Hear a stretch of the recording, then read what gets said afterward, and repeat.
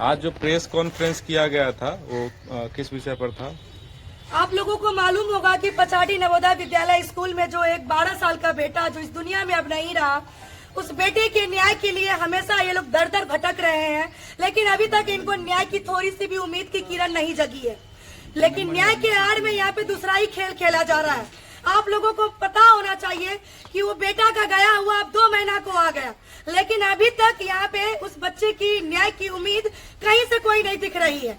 आचार संहिता लगने वाला है और इस परिवार को 10 दिन, 15 दिन, 1 महीना का समय दे करके बलगलाने की कोशिश किया जा रहा है। यहाँ के स्थानीय विधायक, वर्तमान में जो यहाँ के सांसद जी हैं, उन लोगों का कहना बस इतना ही है कि न्याय मिलेगा। लेकिन एक सवाल है इस बेटी की भी, समाज सेवी प्रियंका झा का भी एक सवाल है आप लोगों से, स्थानीय विधायक और सांसद जी से भी, कि सरकार आपकी, प्रशासन आपका, सत्ता आपकी, फिर न्याय में इतनी देरी क्यों?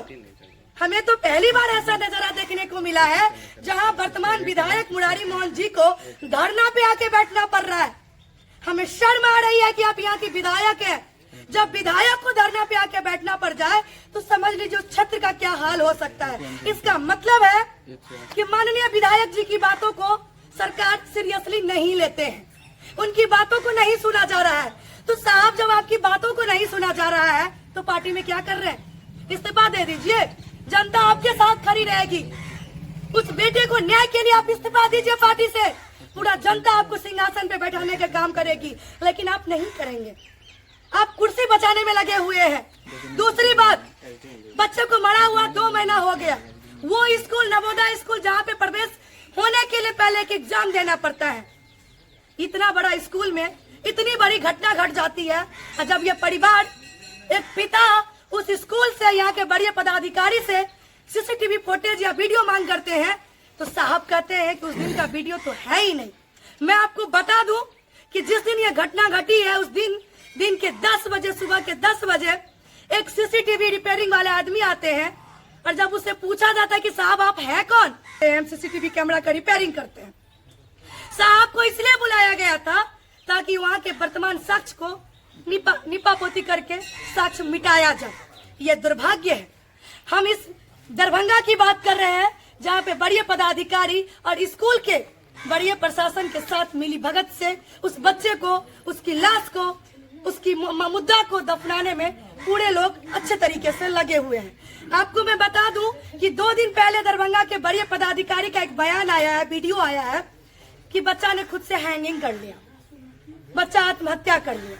मेरा ये सवाल है उस अधिकारी से, क्या आप लोगों ने या आपकी टीम ने पीड़ित परिवार से क्या बयान लिया?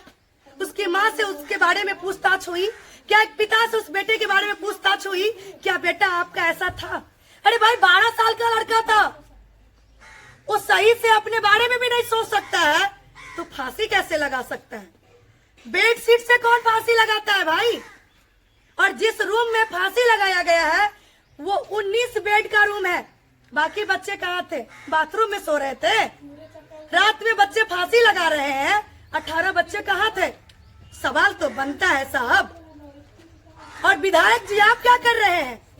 अगर आपकी धरना हो गई हो कंप्लीट तो साहब आ करके और आचार संहिता से पहले हम लोग के साथ सड़क पर उतरने का काम कीजिए। समझ जाएंगे आप, हम लोग के साथ करें। लेकिन ये मुखौटा आपका चलेगा नहीं। मैं इन लोगों से आग्रह करती हूँ कि अगर आपने इस बेटी को बुलाया है, इस बेटी से आप लोग उम्मीद भी रखिए, अगर आप लोग का साथ रहा ना, कि बेटी लाठी भी खाएगी। डरते नहीं है, डरते किसी से नहीं। अभी भी दो को लड़ना है। हमने अपने परिवार के सदस्य को खोया है, उसकी पीड़ा तब तक नहीं बर्दाश्त किया जाएगा जब तक वो दरिंदा सलाखों के पीछे नहीं चला जाता है। मैं इतना ही कहूंगी वर्तमान विधायक और सांसद से, आपकी सरकार, आपकी सत्ता है, आचार संहिता से पहले इसका न्याय हो, नहीं तो पूरे जनता के साथ हम लोग उतरने का सड़क पे काम करेंगे। चला लीजिए, कितनी लाठियां चलानी है, पे हाथ खड़ी मिलेगी आप लोगों को। बहुत बहुत धन्यवाद। लास्ट में क्या कहिएगा, आप लोग क्या कीजिएगा आगे? बिल्कुल, जब तक न्याय नहीं मिलेगा हम लोग लड़ेंगे, जहां तक भी हो, जो भी प्रयास हो। पूरा समाज का लोग, हम लोग साथ में हैं।